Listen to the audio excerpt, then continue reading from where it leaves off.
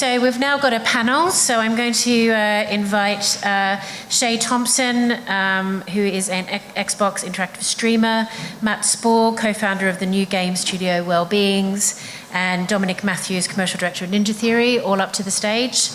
Today, their panel is going to be on state of mind, how games aid mental health. So we want to hear about two things here: how games have addressed and covered mental health issues from within, and how to approach them respectfully and truthfully on screen. And so we've got a great, and also how games could apply in the wider world and contribute to aiding or helping healing mental health issues. So thank you very much. Give them a clap.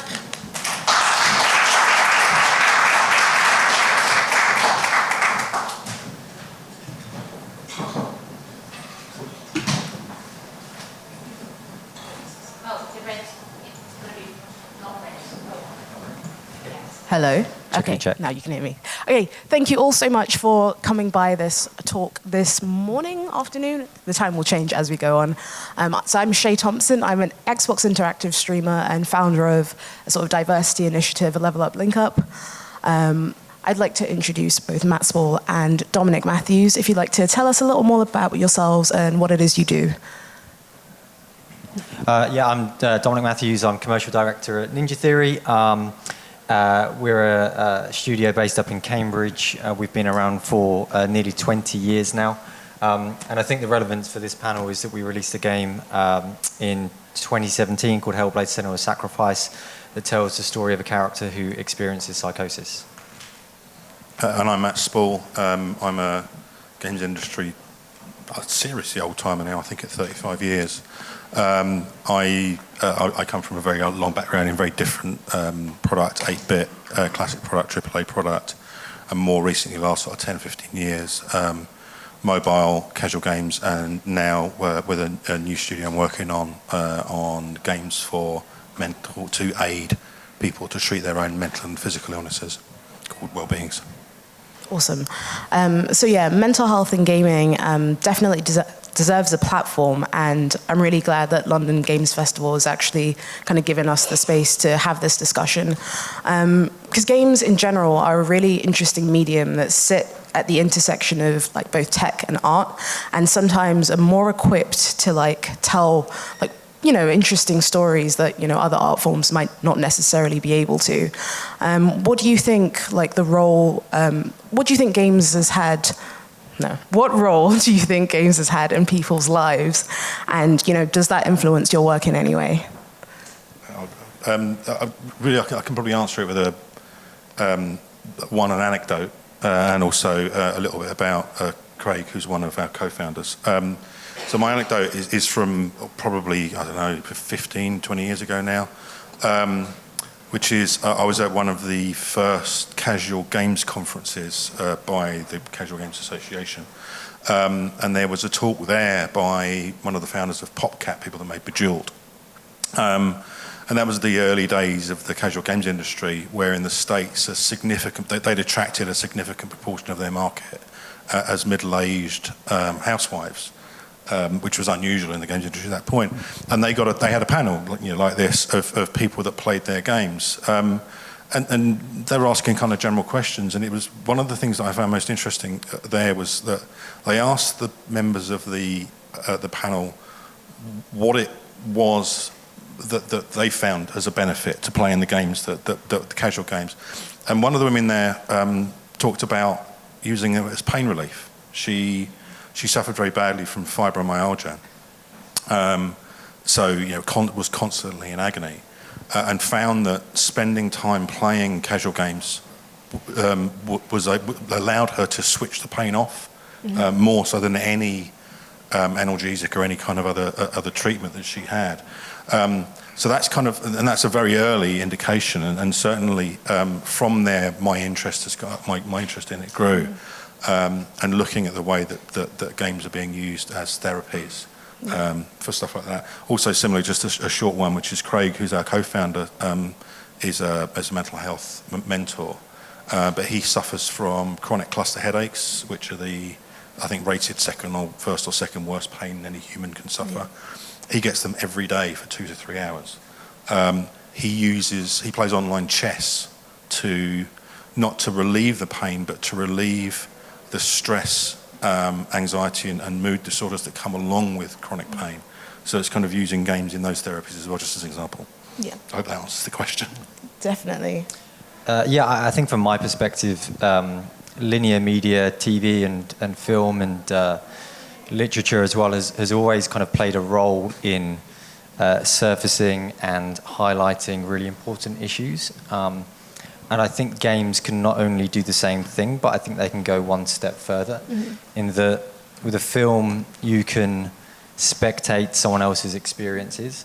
With a game, you can be put in someone else's shoes. Yeah. And you can get a slightly better understanding of what it might be like to experience certain things day to day.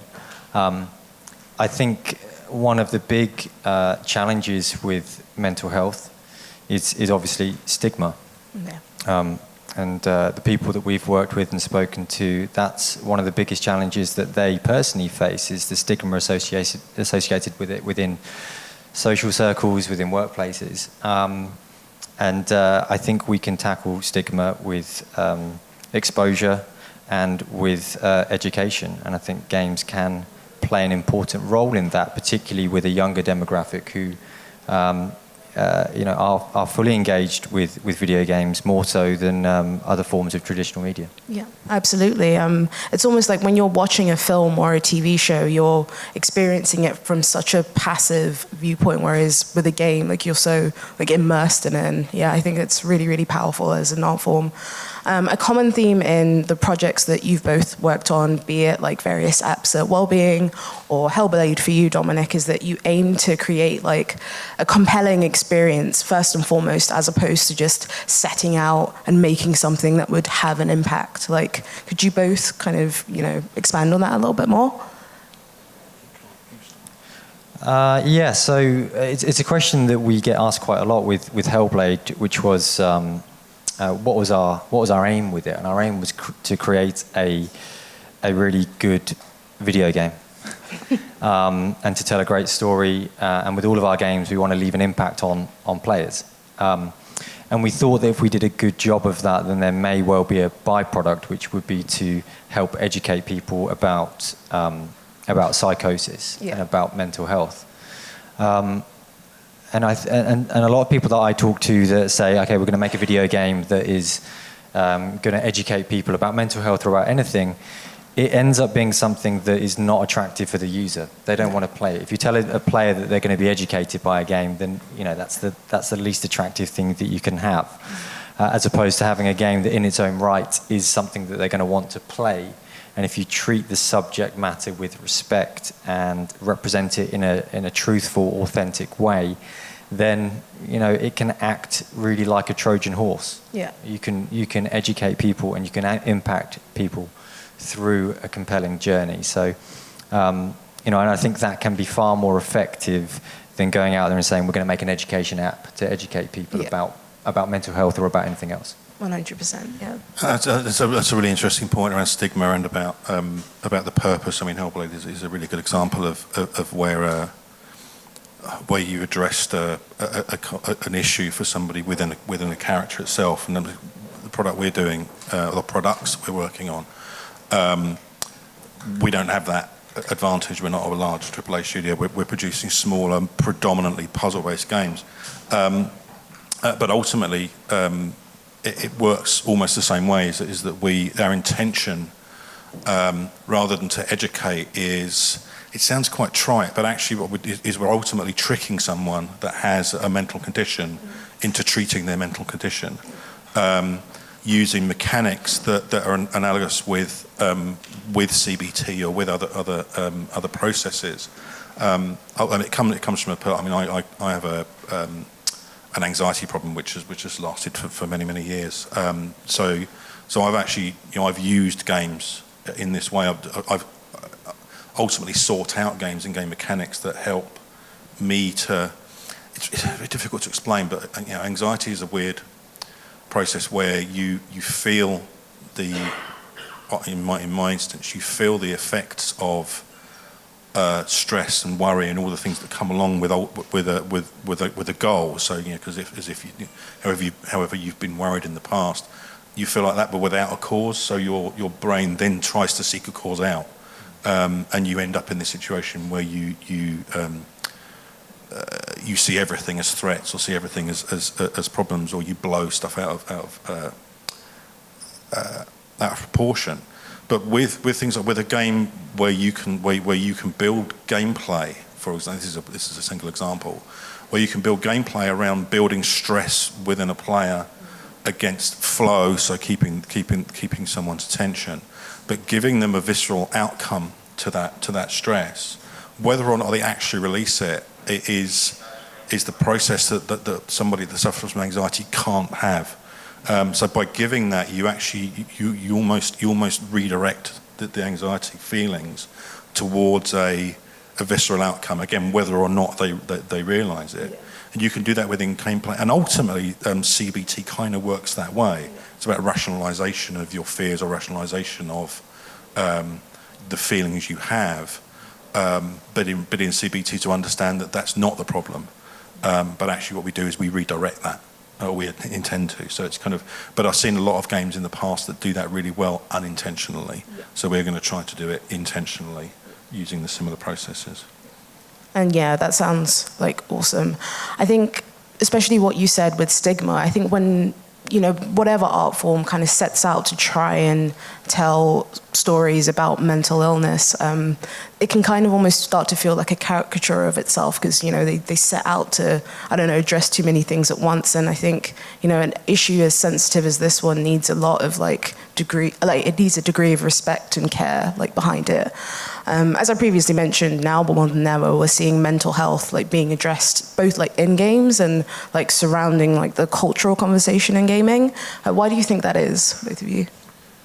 I don't know. It's certainly the last, being kind of having been part of the system, if you like. It's when it was 10, 15 years ago when I started suffering from anxiety, and it was the huge stigma that was associated with it, with people just saying, "Oh, don't worry about it," or "You're just stressed, don't worry."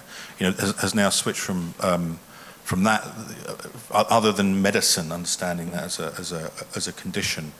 The recognition of mental health, or the sort of 4 or 5 main mental health brackets of anxiety, mood disorders, psychosis, etc.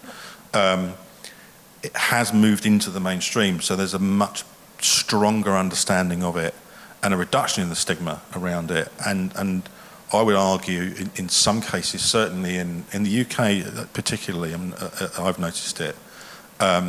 Is actually a want for people that don't suffer from mental illnesses to understand more about it. Primarily because mental, it's the stats are very clear. It's like half, 1 in 2 the people, but half the people on Earth, half of humans will suffer from some kind of diagnosable mental health condition at some point in their life. Yeah. They may not even know they've got it because it's mild. But the understanding and again what you guys did with Hellblade, and the fact that you helped people recognise that they had psychosis because it had never been recognised in them, are all things that kind of move forward in the destigmatisation of it. And certainly it's I mean, it doesn't answer the question, but it's kind of it's just through being part of it and seeing that this reduction in stigma has meant that people can talk about it more openly and can then address it either through film or through games or however. Yeah, I think we're kind of riding a wave of discussion about mental health in general now, particularly in the UK. And I think the gaming audience are ready for it. And I think there has been discussion about mental health within gaming audiences for a long time. And I think actually the way the game market has changed in the last 10 years away from there being just the big AAA blockbuster titles to the kind of advent of digital distribution, platforms like Steam that have enabled really anyone to release their own game has meant that small teams can make games about characters and stories and topics that they really care about with no one to really stop them. And that's resulted in in a huge number of games that have treated, that have discussed mental health topics that 10 years ago would never have existed because they wouldn't have been greenlit by a publisher. Yeah. But now, if someone's passionate enough and they have the means to tell that story, then they can release that.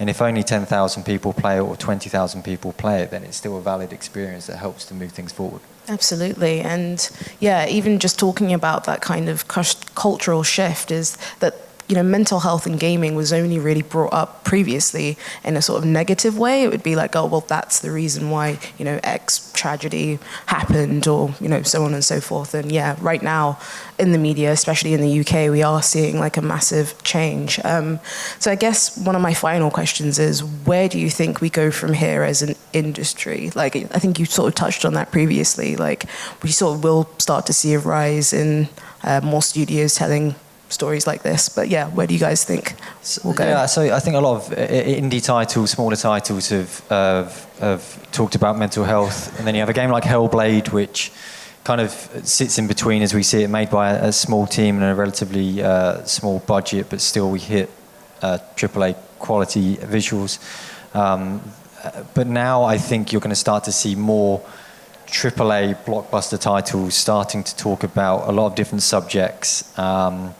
You know, the most recent God of War discusses the relationship between a father and a son. Mm-hmm. You know, and I think that's a big step in itself. And I think you're going to start to see more topics discussed at that upper end.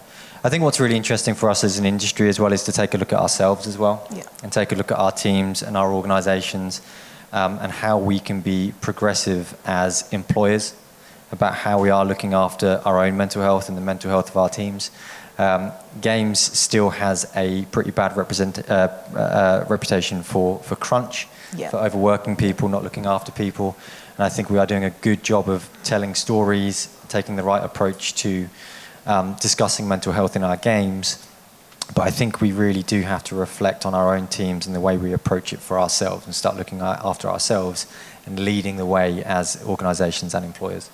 Absolutely. That's a really good point, and it's I presented the CSR award at the Best Place to Work Awards recently. I'm a chair of Games Aid, so I did that as a Games Aid presentation, or part of the presentation. But I think it's absolutely right. I think there are games. I mean, I made a list just for my own reference this morning of games that have dealt with stuff in different ways. So it's and just the games that people should look at. One I didn't write down, actually just thought about relationships. Is Firewalk, which is a really interesting relationship about loss and about bereavement, but also things like Fractured Minds, which I think won the Young Designer Award, the Young BAFTA, which is a game designed, created, and essentially published via Wide Productions by Emily Mitchell, who suffers from chronic anxiety. But also just other stuff. Just for my own reference, I think the number of games that have dealt with these things. Depression Quest is a great example. Pride, that deals with PTSD, is a really interesting one. And then conditions or multiple conditions that things like Night in the Woods dealt with. So there's that deals with a lot of conditions there. And also then things like the reaction to stuff. So when someone has an underlying condition that may not necessarily be visible, where a significant life event like the cancer or death of a child or a partner, that something that things like that Dragon Cancer deals with. It's not just about the suffering of the person with cancer. It's about the mental stress and the mental state of those that are around them. And it's been this is all the last sort of 5 or 6 years, and it's incredibly refreshing to see. But I'll wind it back to what we're doing, and it's kind of what we see in relation to treatment is less so obvious, and it's kind of why we're doing what we're doing. Is that there are a lot of people that play games and want to play games, I'm trying to forget what reason I'm going there, but ultimately trying to then, within those frameworks, trying to help or more obviously solve that is something we'd like to see more in games. And we're just not doing it for us. We want to be in a position where we encourage more of the, can't say treatment, you're allowed to, because it's, but helping people with mental illnesses or mental health problems help themselves rather than to use apps that just dictate to them what to do. You know, if you're having a panic attack, you're not going to open an app that says, take a deep breath. You know, you're just not around that. But if you're in a position where you can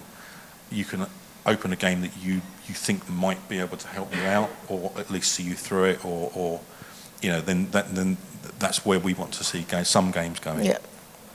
I think we all get frustrated and really annoyed with how the mainstream media look at games, right? Absolutely. Like, if games are talked about on BBC News, it's invariably Fortnite or Apex Legends or something where my kid's been playing Fortnite for a week solid and now whatever, right? He's not done his homework, whatever. You know, and I think we all have a responsibility as an industry to highlight the good work that goes on with games highlighting issues. And I think the best way to combat the mainstream negativity about games is to highlight the good work that is going on and the impact that good games can have. So I think a challenge for us is to not sit back and just enjoy how great we are at telling mental health stories. We've only just started, you know, and as an industry. And as a medium, we can be more progressive, we can be more disruptive, and we can genuinely change people's lives by telling stories that we really care about more than any other medium. You know, and I think that will help to push the medium forward, but it will help to educate the outside world about the good of games. Yeah. And an organisation like BAFTA, I think, do incredible work with their games awards. They place games front and center on a mainstream stage and get people talking about the good that games can do. So we can make successful games telling interesting stories about mental health. We can have impact and we can push this industry forward and get it the respect that we all know it deserves. Absolutely. I mean, I don't have anything to add to that. That was amazing. I just wanted to there's another thing happening during the festival that I wanted to point out. I can't remember what day it is, but one of the beneficiary charities of Games Aid last year was Autistica, which is an autism-based charity, who just recently have taken on a head of game design. So they're engaging very, very closely with the games industry at the moment. They have an event that they're organising with, is it 11th? Thank you. At the BFI, they're doing it with the BFI certification team. And I think there's still places available. It's free, so if anyone's interested, I think they should probably go along to that as well. There we go. Thanks, Joe. Awesome. Thank you so much. I think we're pretty much done. I was going to take like one or two questions if anybody has any. At the back. I'm daunted by the size of what it is that they want to take on and the excitement that something can be done about it. Just as we spoke, it almost felt like there was a point when if one's developing a game, particularly to an audience of people with mental health issues, what does that say about your responsibility for them if something comes up for them? That's a TV live, if you've been affected by something in this documentary, I think that you started to touch on that dilemma there about how much help can you give without trying to treat. Yeah, it's a very difficult line to walk, that one, and it's one we have to. It's a point we have to address on a condition basis and a per game basis. So we're not.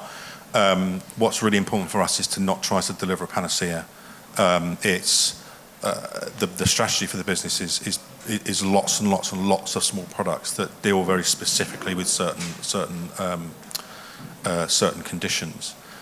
Where a condition is one that would benefit from that kind of, if you need help, do this. We have an internal remit already to do that. Craig, who's one of our co-founders, a mental health consultant, is a specialist in suicidality.